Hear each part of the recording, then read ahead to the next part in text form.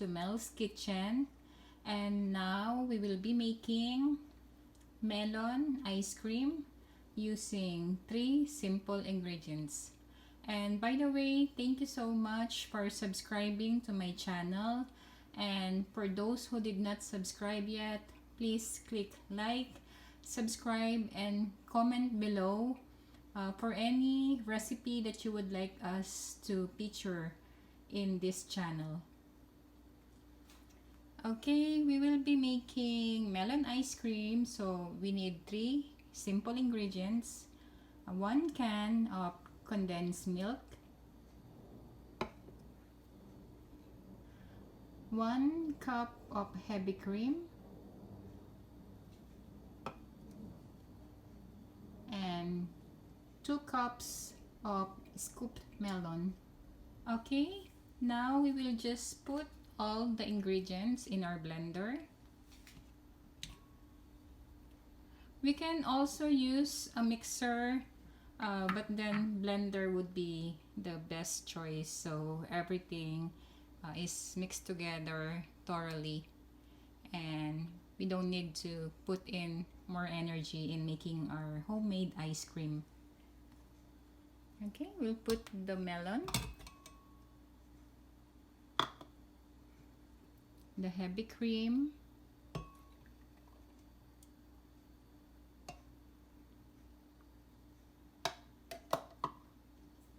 and the condensed milk,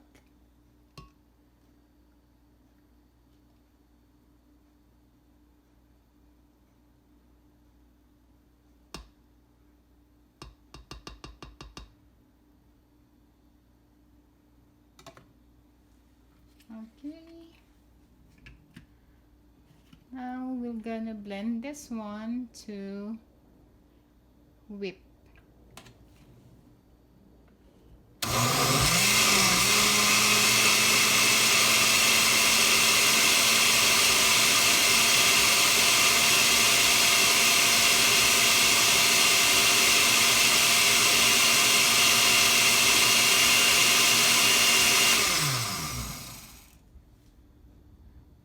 Okay, now that it's done,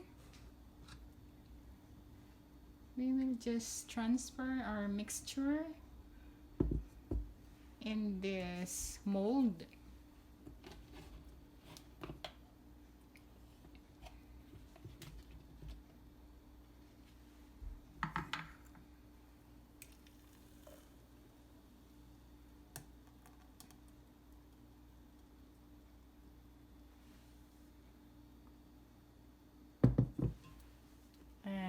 We will just freeze this one into the freezer.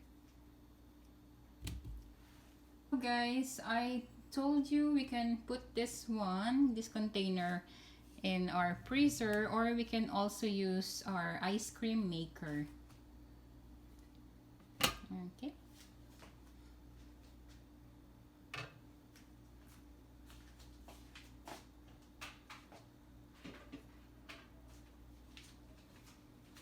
We will just put this container here. Okay, make sure it's secure.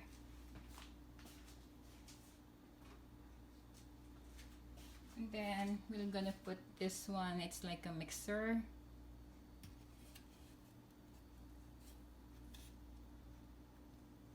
Okay, then we're gonna cover it.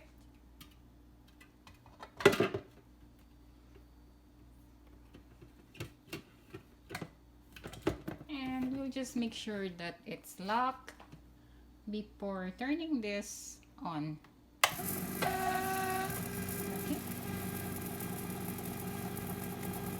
Then what it will do is it will mix our melon ice cream, and to make sure that the consistency is ice cream like, and we're gonna have our melon ice cream in just few minutes to 30 minutes. Okay guys, now that we use our ice cream maker for 20 minutes, we're gonna turn it off and check on our ice cream.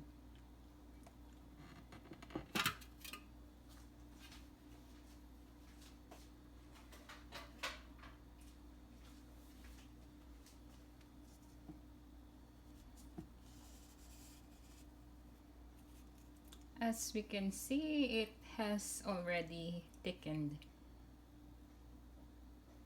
Okay, and we can transfer our ice cream to a container because we cannot use this container. We don't wanna, you know, damage the inside of it because the ingredients will stick on the inside of it.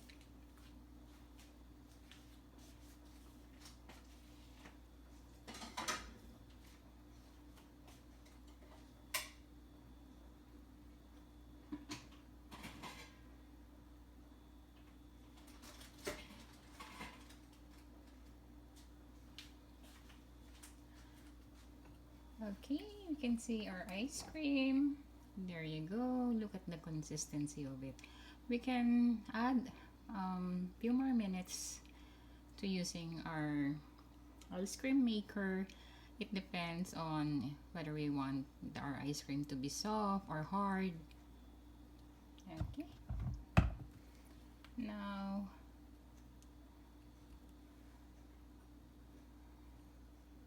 I'm gonna taste our ice cream.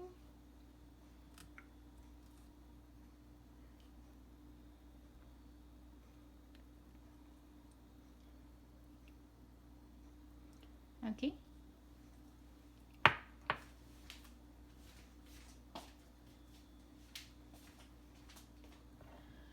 This is now our melon ice cream.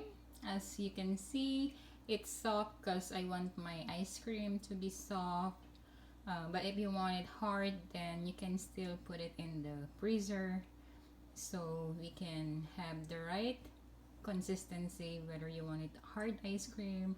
Mine, I love it soft, so let me taste it.